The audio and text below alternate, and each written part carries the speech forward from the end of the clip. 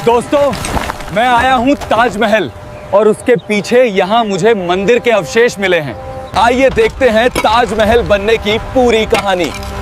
तो वीडियो को पूरा देखें और चैनल को सब्सक्राइब कर लीजिए। यमुना के किनारे खड़ा वह सफेद संगमरमर का ढांचा जिसे दुनिया ताजमहल के नाम से जानती है, केवल ईंटों और पत्थरों की इमारत नहीं है। यह एक ऐसा विचार है जिसने सदियों से प्रेमियों को प्रेरित किया और इतिहासकारों को उलझाया है। लेकिन पिछले कुछ दशकों में इस मोहब्बत की निशानी के गुंबदों के ऊपर एक अलग ही तरह का धुआं उठ रहा है, संदेह का धुआं। आज जब हम ताजमहल को देखते हैं तो हमारी आंखों के सामने दो तस्वीरें उभरती हैं। पहली तस्वीर एक मुगल बादशाह की है जिसने अपनी बेगम की याद में दुनिया का सबसे खूबसूरत मकबरा बनवाया। दूसरी तस्वीर एक प्राचीन मंदिर की है जिसे वक्त की धूल और राजनीति के पर्दों ने हमसे छिपा लिया है। इस कहानी की शुरुआत होती है उन बंद दरवाजों से जिन्हें खोलने की मांग आज देश की सबसे बड़ी अदालतों तक जा पहुंची है। ताजमहल के मुख्य चबूतरे के नीचे 22 ऐसे कमरे हैं जो सालों से बंद हैं। इन कमरों पर लगे ताले केवल लोहे के नहीं हैं, बल्कि ये उन राजों के पहरेदार हैं जो शायद इतिहास की पूरी किताब को ही बदल सकते हैं। याचिकाकर्ताओं का दावा है कि इन कमरों के पीछे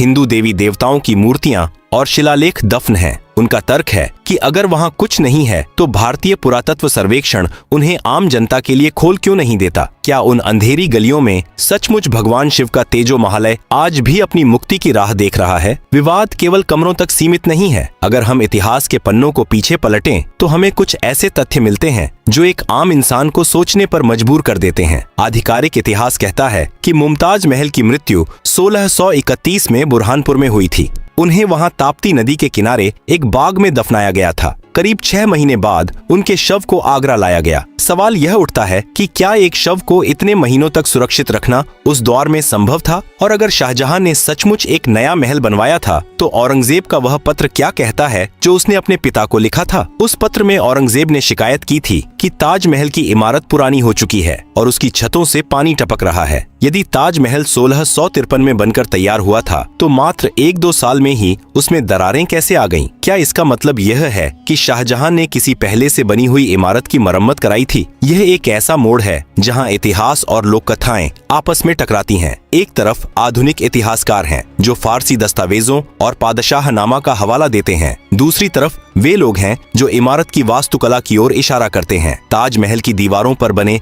कमल के फूल, कलश की आकृतियां और वह त्रिशूल नुमा आकार जो गुंबद के सबसे ऊपर स्थित है, ये सब क्या केवल इत्तेफाक हैं? इस्लामी वास्तुकला में आमतौर पर चांद और सितारे का महत्व होता है, लेकिन ताजमहल के शिखर पर जो नारियल और कलश की आकृति दिखाई देती है वह हिंदू मंदिरों की एक खास पहचान है। आज की सूचना क्रांति के दौर में सच और झूठ के बीच की लकीर बहुत धुंधली हो गई है। पीएन ओक जैसे लेखकों ने एक ऐसी थ्योरी दी जिसने करोड़ों भारतीयों के मन में जिज्ञासा पैदा कर दी। उन्होंने दावा किया कि ताजमहल शब्द ही संस्कृत के तेजो महालय का अपभ्रंश है। हालांकि गंभीर इतिहासकारों ने इस थ्योरी को कई बार नकारा है, लेकिन जनता के मन में उठे सवालों का जवाब केवल कागजों से नहीं दिया जा सकता। लोग सबूत चाहते हैं। लोग उन 22 कमरों के भीतर की धूल को साफ होते देखना चाहते हैं। इस विवाद ने न केवल भारत में बल्कि पूरी दुनिया में हलचल मचा दी है। संयुक्त राष्ट्र की यह विश्व धरोहर स्थल आज एक कानूनी जंग का मैदान बन गई है। एक तरफ भारत की सांस्कृतिक पहचान है और दूसरी तरफ ऐतिहासिक न्याय की मांग। क्या सचमुच शाहजहां ने राजा जय सिंह से यह जमीन खरीदी थी? क्या उस वक्त वहां कोई हवेली थी या कोई भव्य मंदिर? अगर वह हवेली थी तो क्या उसे गिराकर ताजमहल बनाया गया या उसी ढांचे को सफेद संगमरमर से ढंक दिया गया? ताजमहल की उन ठंडी दीवारों के पीछे क्या कोई गर्भगृह आज भी धड़क रहा है या फिर यह सब केवल एक कल्पना है जिसे भावनाओं के सहारे जिंदा रखा जा रहा है? सच जो भी हो वह यमुना की लहरों की तरह खामोश नहीं रह सकता। उसे बाहर आना ही होगा। इतिहास अक्सर उन्हीं यादों को सहेजता है जिन्हें विजेता लिखवाना चाहते हैं, लेकिन कभी कभी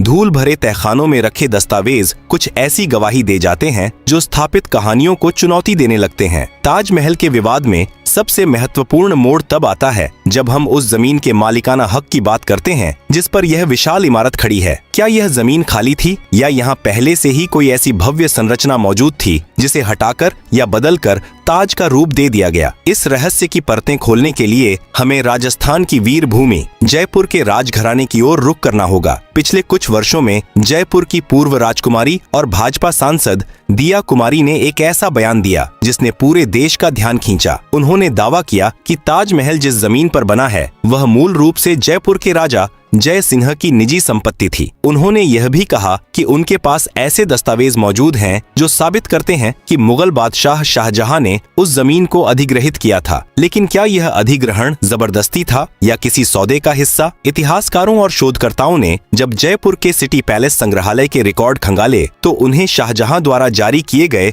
कुछ शाही फरमान मिले। इनमें से एक विशेष फरमान जो 28 दिसंबर 1633 का बताया जाता है, इस पूरे विवाद की धुरी है। आधिकारिक ऐतिहासिक वृत्तांतों में इन फरमानों का विस्तृत जिक्र मिलता है। इन दस्तावेजों के अनुसार शाहजहां ने अपनी बेगम मुमताज महल को दफनाने के लिए यमुना किनारे की उस जगह को चुना जहां राजा मान सिंह की एक आलीशान हवेली हुआ करती थी। दिलचस्प बात यह है कि राजा जय सिंह वह जमीन बादशाह को मुफ्त में भेंट करना चाहते थे, क्योंकि वह मुगलों के प्रति वफादार थे और उनके सेनापति भी थे। लेकिन बादशाह शाहजहां ने इसे मुफ्त में लेने से इनकार कर दिया। इसके बदले में उन्होंने राजा जय सिंह को 4 अन्य बड़ी हवेलियां इनाम में दी, जो उस समय के दिल्ली और आगरा के इलाकों में स्थित थीं। यह तथ्य इस बात को कमजोर करता है कि जमीन जबरदस्ती छीनी गई थी, लेकिन यह एक नए और बड़े सवाल को जन्म देता है। उस हवेली का क्या हुआ? मुगल दरबार के आधिकारिक इतिहासकार अब्दुल हमीद लाहौरी ने अपनी पुस्तक पादशाहनामा में लिखा है कि मुमताज के मकबरे के लिए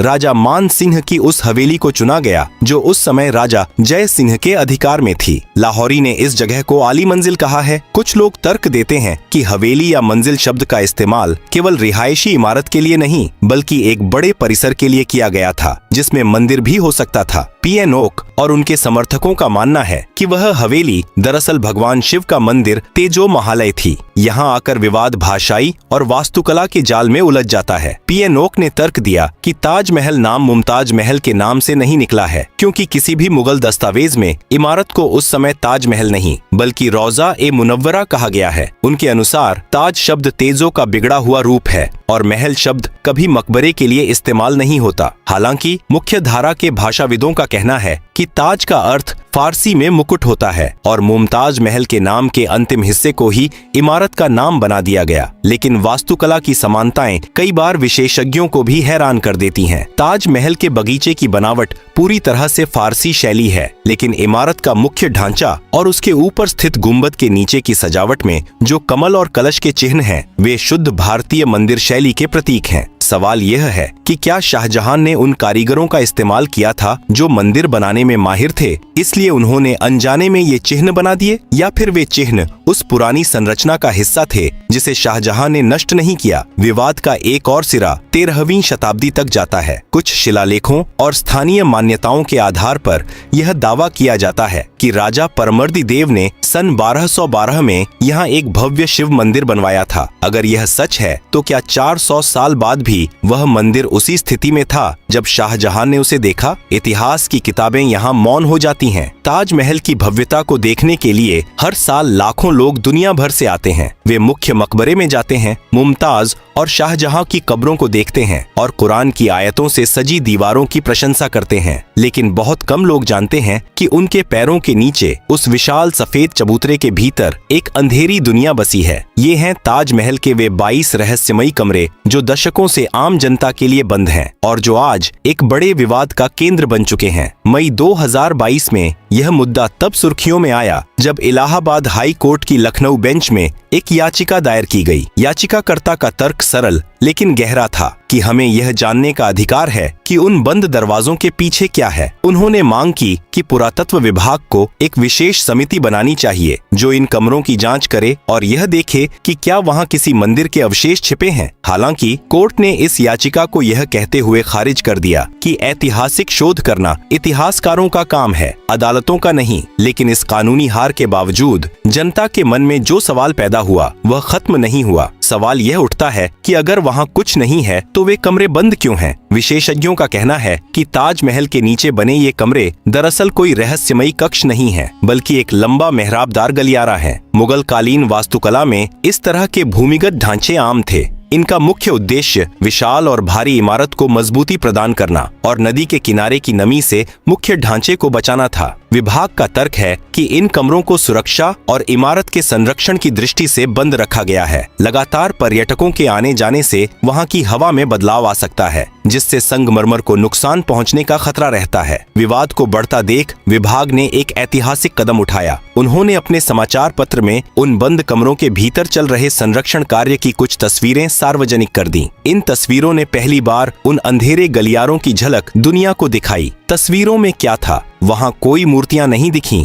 न ही कोई प्राचीन मंदिर के स्तंभ। वहां केवल ईंटों की दीवारें, चूने का प्लास्टर और मेहराबदार छतें दिखाई दी। विभाग ने दावा किया कि ये तस्वीरें उन लोगों के लिए जवाब हैं जो दावा करते हैं कि वहां मूर्तियां छिपे होने के सबूत हैं। लेकिन क्या इन तस्वीरों ने विवाद को सुलझा दिया? शायद नहीं। संदेह करने वालों ने उन तस्वीरों में भी नए सवाल ढूंढ लिए। उन्होंने उन ईंटों की दीवारों की ओर इशारा किया जो मेहराबों के बीच में चुनी गई थीं। सवाल पूछा गया कि ये दीवारें बाद में क्यों बनाई गईं? क्या इनके पीछे कुछ छिपाया गया है? इतिहासकारों का कहना है कि इन दीवारों को इसलिए बनाया गया था ताकि ढांचे को अतिरिक्त सहारा मिल सके। इस रहस्य को समझने के लिए हमें ताजमहल की तुलना दिल्ली के हुमायूं के मकबरे या सफदरजंग के मकबरे से करनी चाहिए। वहां भी इसी तरह के भूमिगत कक्ष और गलियारे मौजूद हैं। यह मुगल शैली की एक मानक प्रक्रिया थी। मुमताज की असली कब्र भी इसी तरह के एक भूमिगत कक्ष में स्थित है, जिसे साल में केवल 3 दिन खोला जाता है। फिर भी एक बड़ा सवाल खड़ा रहता है कि अगर शाहजहां ने इसे शून्य से बनाया था तो उसने नीचे इतने जटिल गलियारे क्यों बनवाए? क्या यह संभव है कि शाहजहां ने पहले से मौजूद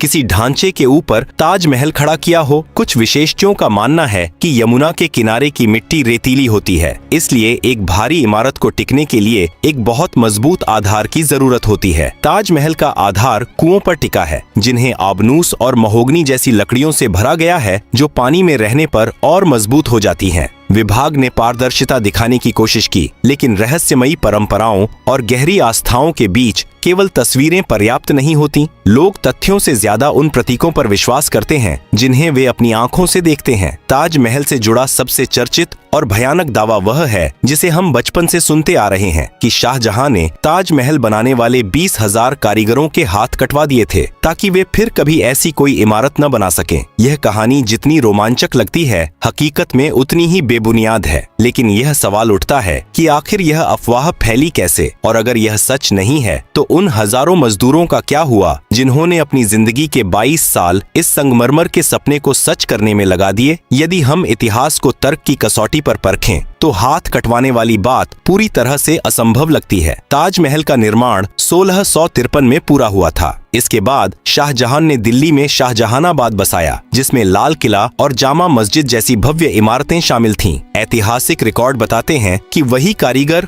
और वही उस्ताद जिन्होंने ताजमहल बनाया था, वे ही लाल किले के निर्माण में भी शामिल थे। ताजमहल के मुख्य वास्तुकार उस्ताद अहमद लाहौरी थे। अगर उनके हाथ काट दिए गए होते तो क्या वे बाद में लाल किले का डिजाइन तैयार कर पाते? निश्चित रूप से नहीं। दरअसल इतिहासकारों का मानना है कि शाहजहां ने मजदूरों के साथ एक समझौता किया था। उन्हें बहुत बड़ी रकम दी गई थी और इस शर्त पर काम से सेवा मुक्त किया गया था कि वे मुगल सल्तनत के लिए किए गए अपने काम के हुनर का इस्तेमाल किसी और के लिए नहीं करेंगे। इसे तकनीकी भाषा में प्रतियोगिता न करने का अनुबंध कहा जा सकता है। समय के साथ काम न करने के वादे को लोक कथाओं ने हाथ कटवाने की क्रूर कहानी में बदल दिया। एक और प्रमाण आगरा का ताजगंज इलाका है। यह वह बस्ती है जिसे शाहजहां ने उन हजारों कारीगरों और मजदूरों के रहने के लिए बसाया था जो दुनिया के कोने कोने से ताजमहल बनाने आए थे। आज भी वहां रहने वाले कई परिवार खुद को उन कारीगरों का वंशज बताते हैं। उनके पास अपने पूर्वजों के औजार और उनकी कला विरासत के रूप में मौजूद है। यदि उनके हाथ काट दिए गए होते तो क्या वे अपनी कला को अगली पीढ़ियों तक पहुंचा पाते? अब वापस लौटते हैं उस मुख्य विवाद पर कि ताजमहल या तेजो महालय। इस यात्रा में हमने देखा कि इस सफेद संगमरमर के पीछे दावों और प्रतिदावों का एक अंतहीन जाल है। एक तरफ वास्तुकला के वे चिन्ह हैं जो प्राचीन भारतीय परंपरा की याद दिलाते हैं, और दूसरी तरफ वे फारसी दस्तावेज और शाही फरमान हैं जो इसे एक मकबरा साबित करते हैं। इतिहास की यह जंग केवल अदालतों या किताबों तक सीमित नहीं है, यह हमारी राष्ट्रीय पहचान से जुड़ गई है। कुछ लोग ताजमहल को विदेशी आक्रमणकारियों की निशानी मानते हैं तो कुछ इसे भारतीय श्रम